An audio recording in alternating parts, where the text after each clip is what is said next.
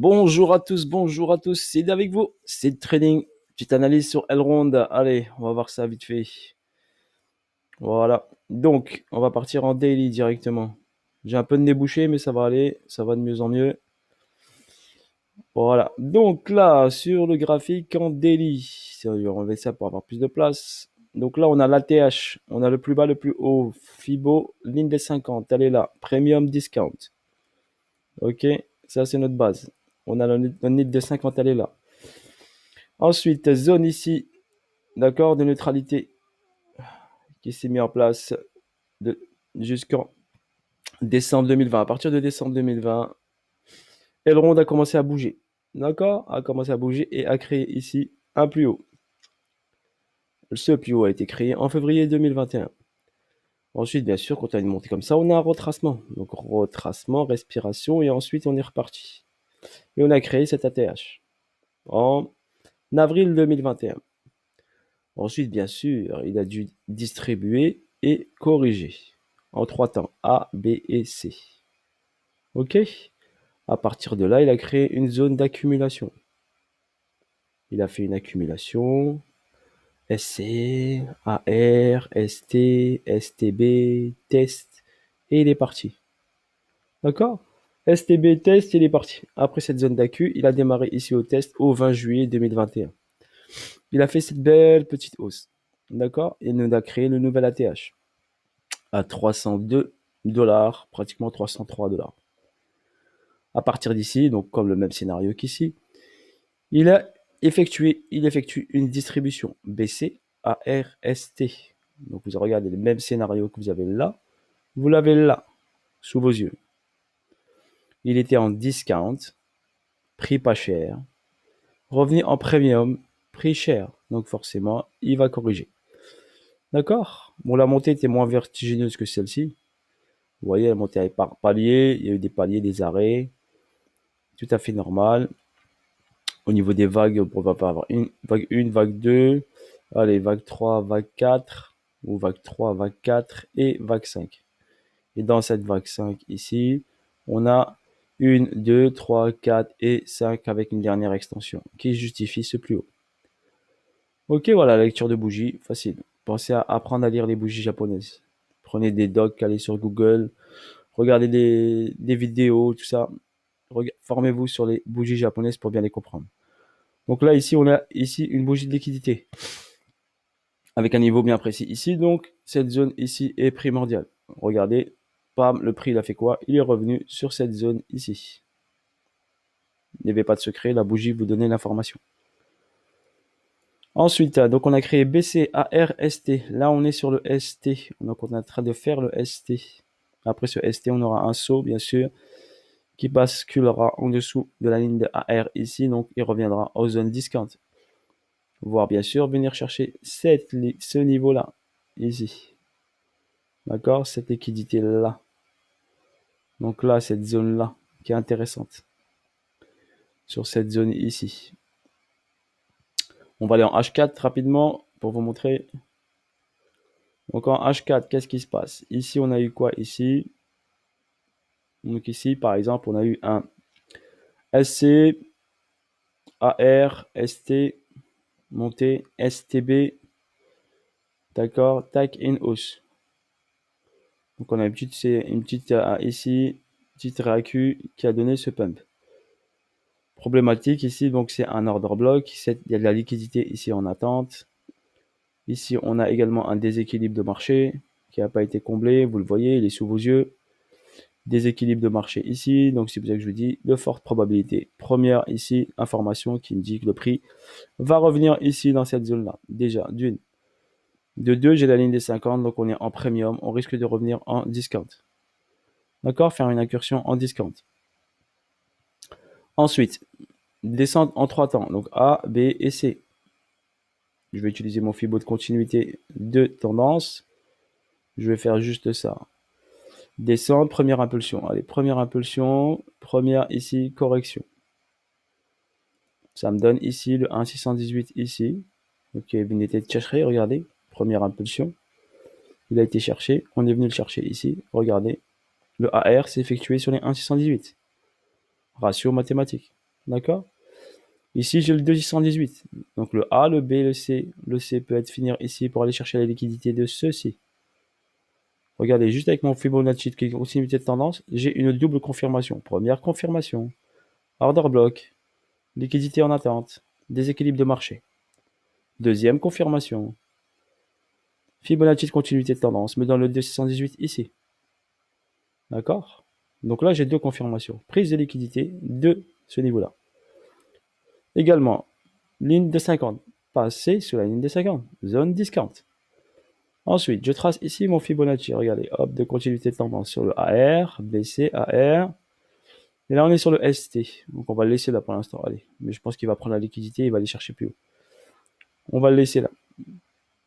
Donc, si je le laisse là, ou il va chercher ici, pour moi, il y a possibilité qu'il vienne chercher cette zone-là, par exemple. Ou juste un peu au-dessus. On va le laisser pour l'instant là. On traite ce que l'on voit.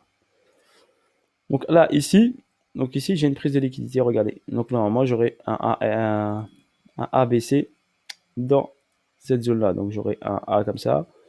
Un A, je l'ai. Le B est en train de se faire. Et le C, on va aller chercher soit cette zone, soit là, soit là.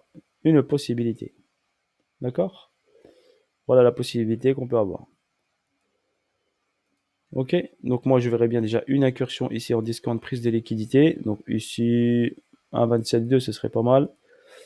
Parce que vu que c'est une distribution, donc on va faire BCAR, ST, SO. Après le SO, on va remonter, faire double ATH. Donc double sommet. Et ensuite, on redescendra, aller chercher le niveau ici de la boîte qui est là. D'accord? Ici, dans cette zone-là. Et on aura peut-être un bon prix d'achat. Le top des tops, ce serait dans les 20 dollars. À partir de 50, entre 50 et 20. D'accord? Pour moi, entre 52 et 20 dollars, ce serait l'idéal. Le top des tops, ce serait 8 dollars. Mais bon, 8 dollars, j'y crois pas trop. D'accord? Mais on sait jamais. Tout peut être possible. Mais dans cette zone entre 52 et 23 dollars. Donc je verrai bien ici revenir, recharger là et après repartir. Au niveau des volumes, si on regarde les volumes, juste les volumes. D'accord? Ils sont pas monstrueux. En H4, ils sont pas monstrueux. D'accord? Donc j'ai pas de gros volumes en H4. Si on va regarder ici en daily, c'est normal, après le prix est cher, il n'y a pas beaucoup d'acheteurs qui achètent Elrond, car le prix est cher, donc il est un peu moins intéressant pour certains. Donc là, j'ai un volume acheteur, donc il y en a qui ont acheté le top. Hein. Pareil ici, hein, il y en a qui ont acheté le top. Ils ont acheté ça ici, d'accord? Ça peut s'acheter, mais ça se trade. Donc on rentre, on sort. D'accord? On sait que c'est BCAR, on sort. Parce qu'on sait que le prix va redescendre plus bas. Beaucoup plus intéressant de le prendre en zone discount qu'en zone premium. N'oubliez pas ça. Ok?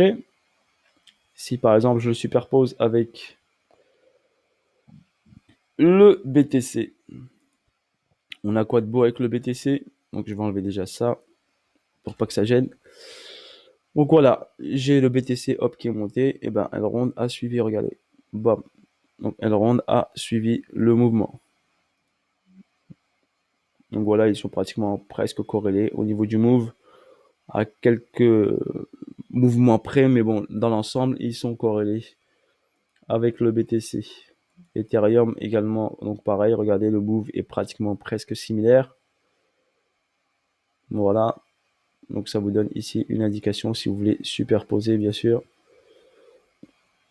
Et voir les corrélations entre les actifs. Donc là, boum. Donc en daily, allez, volume profile. Vu que vous aimez bien les indicateurs. Allez, volume profile, je l'ai mis là pour vous montrer. Allez, volume profile, regardez, il me donne ici, ouf, zone intéressante là. Et je vous ai tracé le Fibo. Et là, c'est le 1,414. Donc le volume profile me donne ici une zone acheteuse très intéressante. Donc voilà, ceux qui utilisent le volume profile. Je me fie pas à lui, hein. C'est juste pour confirmer. Regardez, j'ai fait déjà mon analyse. Et là, je confirme ici que le prix risque de revenir ici pour pouvoir recharger. D'accord? Voilà ce que je peux utiliser le volume profile dans cette optique-là. Mais quand j'ai fini mon analyse. Et si on va en H4, en H4. Le volume profile vous donne une indication comme quoi il y a de gros volumes qui sont rentrés sur ce prix-là. Comme ici, regardez, ici, il vous donne en H4 ici un gros pic ici sur ce niveau-là. Mais on ne trade pas avec ça. D'accord? On ne trade pas avec ça. On peut s'amuser un peu, regarder un petit peu, histoire que ça devienne un peu ludique, mais on ne trade pas avec ça. D'accord? Car ça peut vous induire en erreur. N'oubliez pas, trop d'informations pour votre cerveau va tuer l'information. N'oubliez pas ça. Simplicité, ligne, plus haut, plus bas, structure, distribution, pas se prendre la tête. Vague 1, vague 2, 3, 4, 5. D'accord, par exemple. Donc ça monte par escalier, vous remarquez bien. Les plus hauts ici. Pour l'instant, on a créé un plus haut là. Ici, il a fail un peu, il a créé un plus haut, mais pas très puissant. Il a recréé un plus haut. Donc je verrai bien ici un dernier plus haut ici. Et après, un petit plongeon pour aller faire le AR. Possibilité. Ok? Soit un plus haut ici, soit un retest. Soit un retest ici de ce niveau-là. Pour l'instant, il est dans cette zone-là. D'accord? Et j'attends soit un retest, soit une prise de liquidité ici de ce sommet-là. Possibilité. Et après, la descente en dessous du AR ici, revenir en zone discount, comme je vous l'avais dit, ici, sous la ligne ici, des 171 $. Et cette prise de liquidité qui est en attente de cet order block. Sur ce, voilà, sur Elrond, ce que je vois, je ne peux pas vous donner plus de détails que ça. D'accord? Pour moi, le graphe est super clair, super propre, très lisible. D'accord? Pas trop de surprises. Pour moi, il est très, très lisible. Donc, j'attends juste la zone. Soit ici, je le sell. D'accord? J'attends ici une prise de liquidité du ST, je peux le sell. Une confirmation. Pour l'instant, j'ai pas encore la confirmation, mais j'attends la confirmation. Là, pour moi, je suis en complexe pullback, donc structure de rotation. J'attends une latéralisation bien précise. Et ensuite, je rentrerai ici en sell pour aller chercher ici sous ce niveau-là. Ok? Mais ça reste du trading, n'oubliez pas, ça reste du trading. Ok? C'est pas pour les holders. Les holders, attendez la bonne zone pour recharger. Ok? Voilà, sur ce, bonne journée à tous. Voilà pour Elrond. Bye bye et à bientôt pour de nouvelles vidéos et nouvelles aventures. N'oubliez pas le projet Saphir, d'accord? Si vous voulez mettre un pied dedans, c'est le moment ou jamais. Il y a un gros séminaire qui se prépare à Dubaï. On aura encore plus de détails sur le produit. Donc n'hésitez pas, si vous voulez faire partie de l'aventure, vous avez mon lien dans les commentaires, mon lien de parrainage. Vous créez votre compte. Vous n'êtes pas obligé de mettre de l'argent. Créez, vous regardez, vous renseignez avant de mettre un pied dedans. Le minimum, c'est 100 $, 100 euros. L'idéalement, c'est de prendre une partie d'un hub de 250, mais le top des tops, c'est de prendre un masternode à 1490, 499, car le masternode est un smart contract qui vous appartient. Donc le masternode vous appartient. Tandis que vous prenez une partie d'un hub, d'un masternode, et ben vous partagez un hub avec plusieurs personnes. Tandis que quand vous prenez un hub, il vous appartient, vous avez un smart contract édité, vous avez une facture éditée, vous pouvez regarder les vidéos que j'ai faites, et il vous appartient, il est à votre nom. Voilà, sur ce, bis à tous, ciao ciao, bye bye, et à bientôt pour de nouvelles aventures.